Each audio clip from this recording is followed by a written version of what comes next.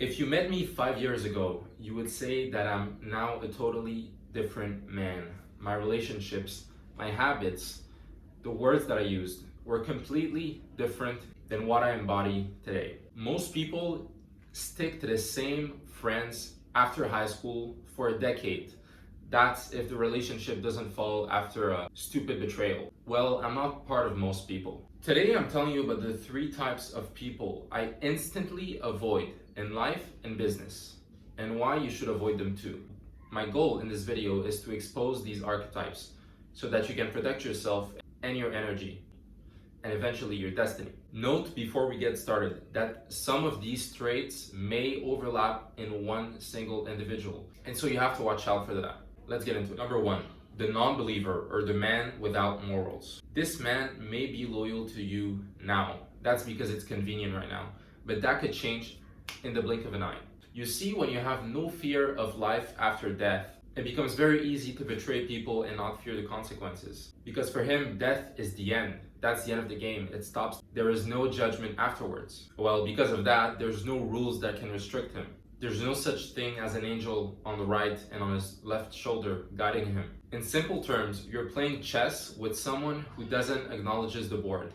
And while you're calculating your next 5 moves, he's coming back with a shotgun.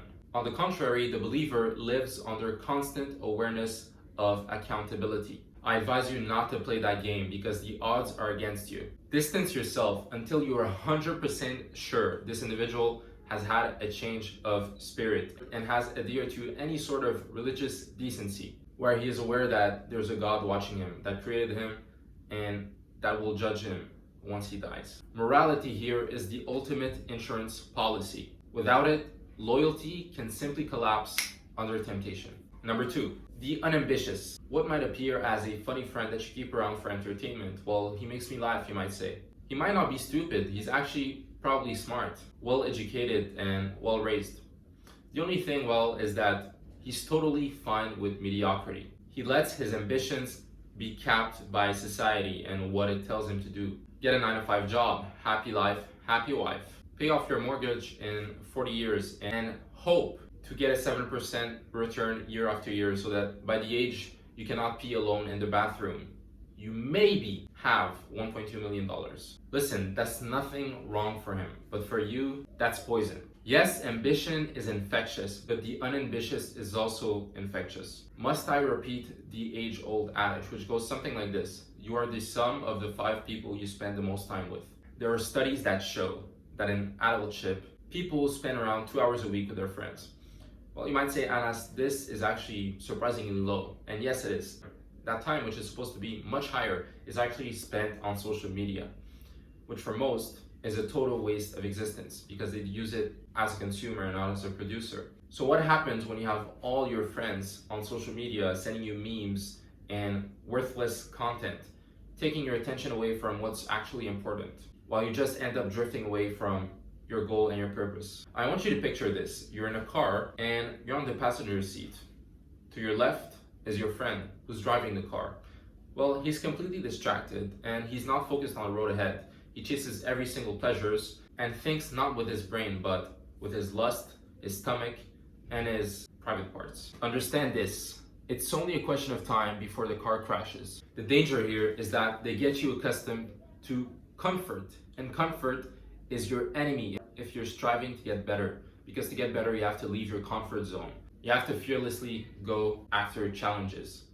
And this is the total opposite of their predisposed behavior. Lastly, the repeated idiot. Once again, he's not stupid, he's willingly ignorant. The man makes a mistake once. That's fine, right? Nobody's perfect. But then he does it again and again and again. And at a certain point, which is actually the second time, it doesn't become a mistake anymore. It's pure negligence. Listen, if there's one word you want to get rid of in your dictionary, that's negligence. So don't even get me started about negligent people. I am allergic to nuts and it may actually kill me, but I like to consume them every once in a while. How crazy is that statement? This is what the repeated idiot embodies. The first mistake, well, it's a lesson. The second one, that's negligence. The third one, that's where it becomes part of your identity. And what did I just say earlier? You are the sum of the 5 people you spend the most time with. Now, what if your best friend is either of those three archetypes I just described to you, you'll be the fourth. Trust me. Not only will it rub off on you, it'll actually be draining for you, not only in terms of time, but energy and much more. These people love to complain. They'll tell you, hey, guess what? I just lost my phone. Hey, I'm actually stuck in the parking lot. I lost my keys.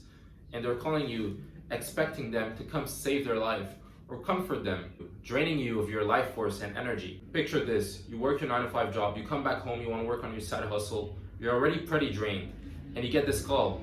Trust me, at the end of the call, there's no more energy for you to work competently on your business. You just become a dump for their emotions and negligence. Their problems just become data in your mind, which is very hard to get rid of. Understand this, clutter decreases precision. An actionable step for you here is to change your environment and surround yourself with men who are adaptable and who don't tolerate such behaviors. Now, identifying these people is super easy. Getting rid of them is another story. You either have to learn through pain from your own experience, or you understand that smart people are those who learn from the mistakes of others, not their own. If I like you, for example, I could help you with that, but you have to check the link in the description first. That's it for today.